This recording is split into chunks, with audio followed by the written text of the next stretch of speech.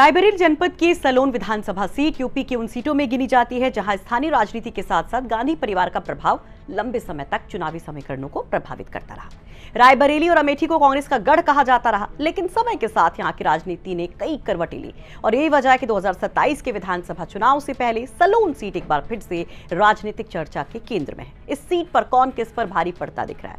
क्या बीजेपी लगातार तीसरी बार जीत दर्ज कर पाएगी या फिर कांग्रेस अपने पुराने गढ़ को वापस ला पाएगी या समाजवादी पार्टी फिर से मुकाबले में लौट पाएगी?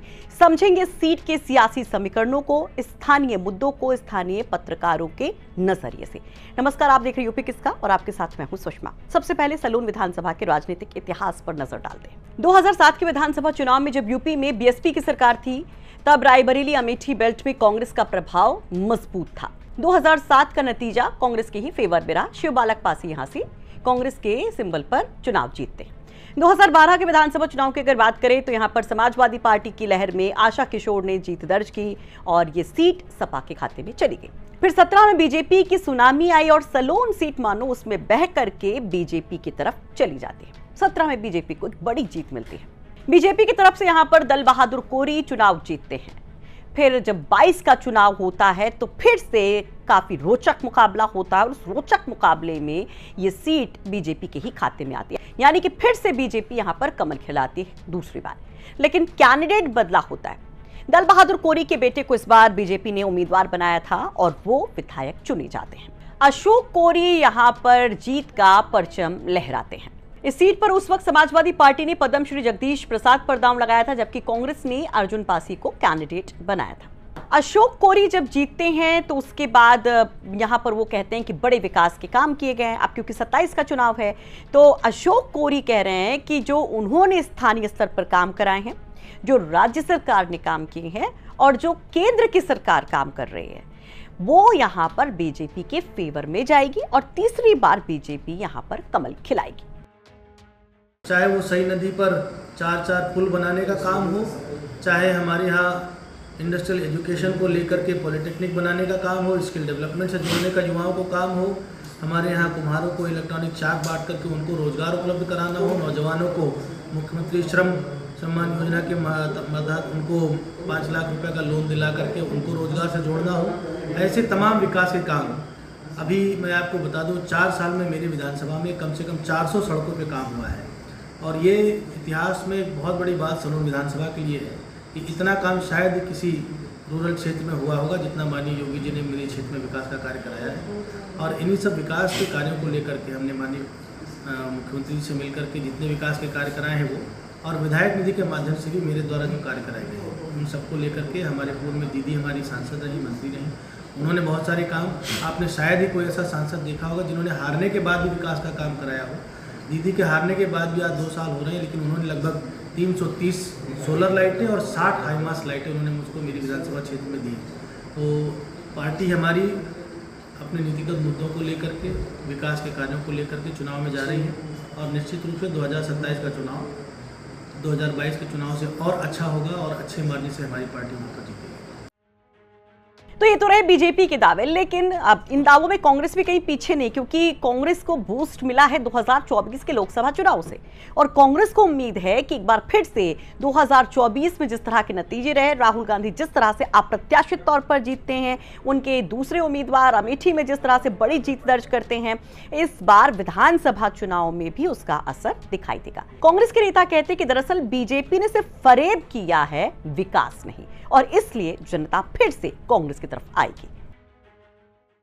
देखिए, उत्तर प्रदेश में विगत 8 वर्ष से अधिक से भाजपा की सरकार है।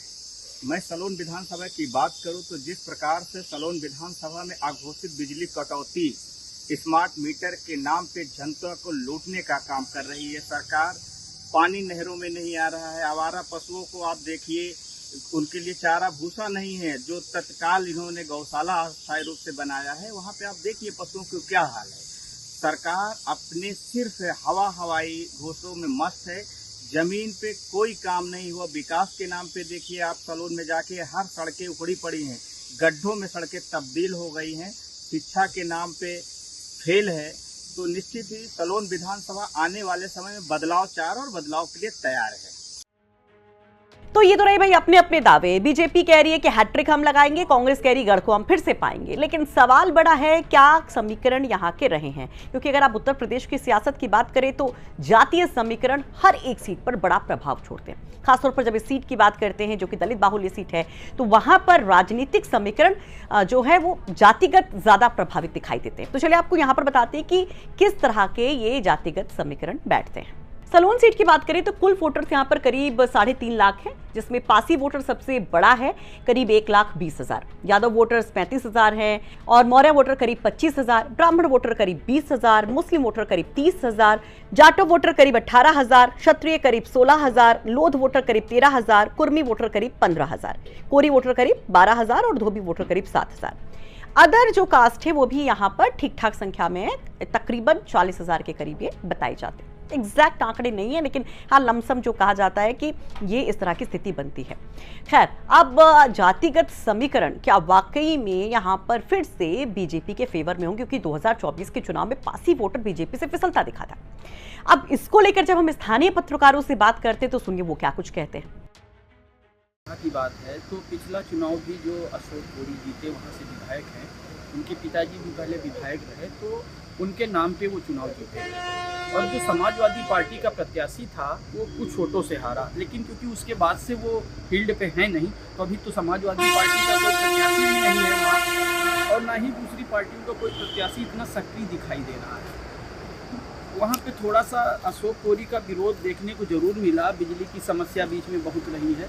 लेकिन अब क्योंकि बंगाल में और बिहार में जिस तरह से भाजपा ने वापसी की है और बंगाल में एक नया इतिहास बनाया है, तो उससे भाजपा बहुत ही ज़्यादा एग्रेसिव दिख रही है और बहुत ज़्यादा वो लग रहा है कि वो कर सकते हैं कि दोबारा रिपीट कर सकते हैं। लेकिन प्रत्याशी उनके सामने कौन होगा, इस पर भी डिपेंड होता है कि प्रत्याशी कौन होगा। मुकाबला तो कड़ा होगा। अगर कोई बहुत अच्छा प्रत्याशी या गठबंधन का कोई प्रत्याशी आता है तो अशोक को इस बार चुनाव जीतना आसान नहीं होगा। जिस हिसाब से इस समय भारतीय जनता पार्टी की सरकार वहाँ पर काम करा रही है, इससे तो कहीं ना कहीं लगता है कि भारतीय जनता पार्टी 20 रहेगी चुनाव में। फिलहाल अगर कांग्रेस और समाजवादी पार्टी का कुछ गठबंधन होगा तो शायद परिस्थितियाँ कुछ बदली से नजर आए। अच्छा, जो पिछला इलेक्शन हुआ उसमें तो समाजवादी पार्टी के प्रत्याशी बाहर के थे, लेकिन कुछ चंद दिनों में ही उनको एक अच्छी लीड बनाई उन्होंने। हालांकि परिणाम उनके अनुकूल नहीं रहा, 2-3 हज़ार वोट से वो हारे। ये भी वजह मानते हैं कि समाजवादी पार्टी का कोई प्रत्याशी वहाँ कंटिन्यू वाला नहीं होना। और क्या चुनौतियाँ मानते हैं अशोक कोरी के लिए? उनके लिए सबसे बड़ी चुनौती यही होगी कि बीते समय में बिजली की समस्या को लेकर के और कुछ किसानों की समस्याएं रही, ये एक चुनौती हो सकती है। फिलहाल की स्थिति में समाजवादी पार्टी से भी एक प्रत्याशी पूर्व प्रत्याशी रहे, वो भी काफ़ी मेहनत कर रहे हैं और कांग्रेस का रुख देखने लायक होगा इस बार। तो भाई यहाँ पर स्थानीय पत्रकारों का कहना है कि मामला त्रिकोणीय हो सकता है। बीजेपी का संगठन मजबूत है तो वहीं कांग्रेस का कमबैक का एक जोश मजबूत है। यहाँ पर समाजवादी पार्टी भी लगातार कोशिश में लगी हुई है और इसलिए जब तक कैंडिडेट्स का पत्ता नहीं खुलता, जब तक ये तय नहीं होता कि कौन किसकी तरफ से उम्मीदवार है, तब तक यहाँ पर त्रिकोणीय मुकाबला ही कहा जा सकता है। तो ये सलोन सीट की सियासत समझाने की हमने कोशिश आपको की है और ये रिपोर्ट तैयार करने में हमारी मदद की है रायबरेली से हमारे सहयोगी शैलेंद्र सिंह ने।